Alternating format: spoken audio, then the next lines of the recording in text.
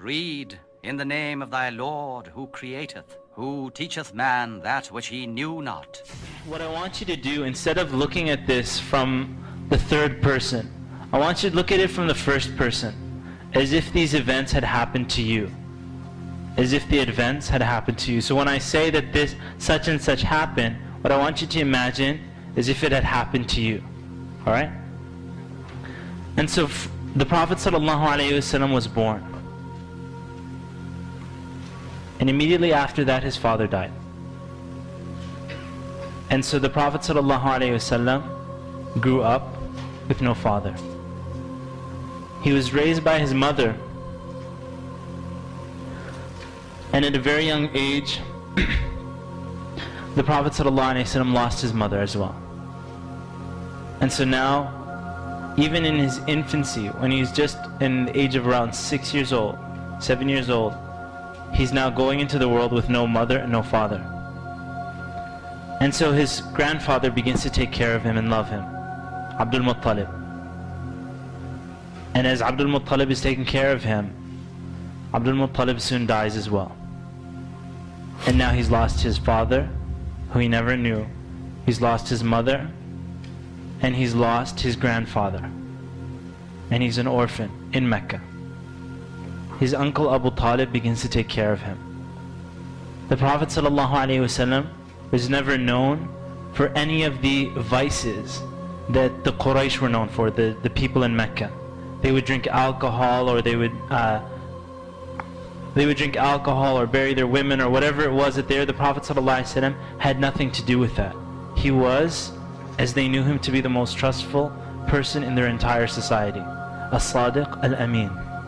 Not only that, but when Khadija radiallahu anha, who was a very successful businesswoman in Mecca, she would send out the caravans, she noticed that this was a man that was of the most, or the most trustworthy amongst all the men.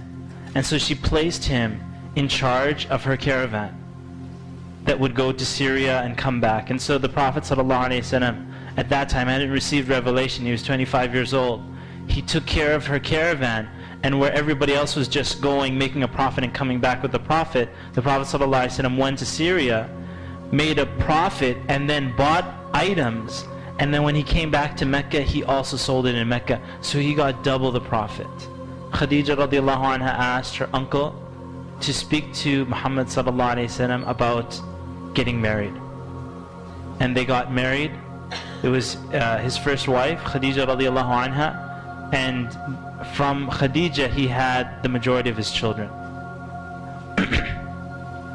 When the Prophet sallallahu alayhi wasallam received revelation towards age 40, the Prophet ﷺ used to go up to a cave.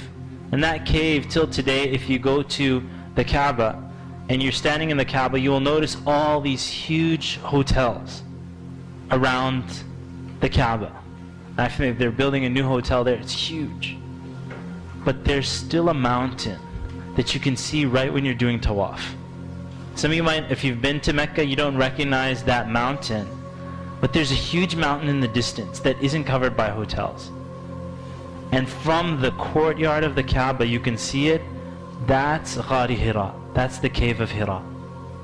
And that's where the Prophet ﷺ, it's an extremely difficult climb.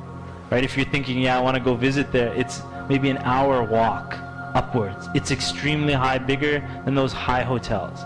The Prophet ﷺ used to go there and worship. At-Tahannuth. And you'll see this in Sahih Bukhari. It's one of the first hadiths. The Prophet ﷺ, he loved to go up into the cave of Hira and contemplate the situation that his people and humanity was in, and the vices that were happening, and so on. And on that mountain, the Prophet ﷺ, you can imagine the fear that comes to a person when you're just alone in a cave on the top of a mountain, and then a man appears.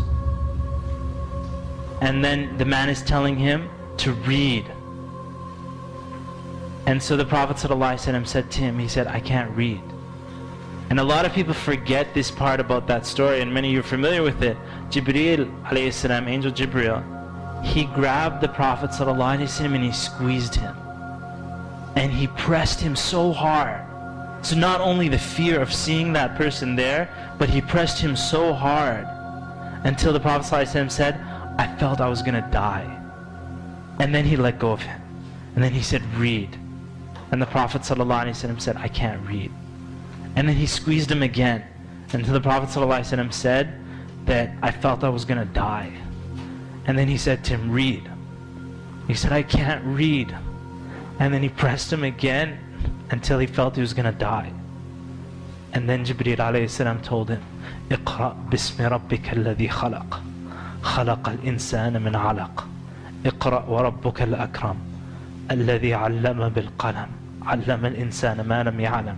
And so the Prophet ﷺ, as he was walking away, and he saw Jibreel in this stance, in another point afterwards, he saw Jibreel in his original creation, covering the entire horizon. Nobody saw Jibreel, but the Prophet ﷺ saw him. And so he came home frightened. And his wife Khadija, she said, what's wrong? And he said, just cover me up. And he was shaking. He said, Zammiluni, Zammiluni. He said, just cover me up. The Prophet ﷺ was so scared about what had taken place.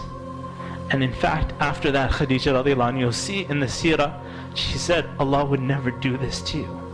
Allah would never disgrace you or humiliate you, because you fulfill the ties of kinship. You're good to the orphans.